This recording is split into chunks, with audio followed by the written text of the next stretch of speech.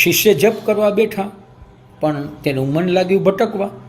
તેને ગુરુના શબ્દો યાદ આવ્યા અને તેણે જપ કરવાનું છોડી દીધું. પછી ગુરુએ પૂછ્યું, કેવાક ચાલે છે જપ? શિષ્ય ભોળા ભાવે કે મેં તો જપ છોડી દીધા. કારણ એવું આપ્યું કે જો મન ભટકતું રહે તો જપ કરવાનો કોઈ લાભ નહીં, એવું આપે કહ્યું હતું. ગુરુએ કહ્યું, ભાઈ, તારે જપને છોડવાની જરૂર નથી, મનના ભટકવાને છોડવાની જરૂર છે. આ શિષ્ય મહાશયમાં શ્રદ્ધા અને નિષ્ઠાનો અભાવ હતો, એટલે પકડવાનું છૂટ્યું અને છોડવાનું પકડાયું.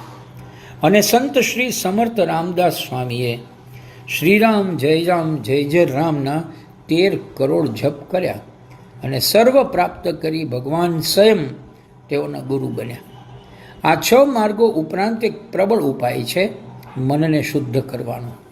સ્થૂળ શરીર માટે કર્મ ઉપાય બને છે અને સૂક્ષ્મ મન માટે ઉપાય બને છે વિચાર. તેથી શાસ્ત્રોએ કહ્યું, વિચાર સાધનમ શ્રેષ્ઠ. વિચાર જ શ્રેષ્ઠ સાધન છે, કારણ કે વિચારોનો પ્રવાહ એટલે મન. દિલહર સંઘવીને આવેલો વિચાર વાંચીએ. મારા નસીબ સારા નહોતા, હું કેમ માનું? મારા નસીબ સારા નહોતા, હું કેમ માનું? ઓઢ્યો હું રાત લઈને, જાગ્યો પ્રભાત લઈને.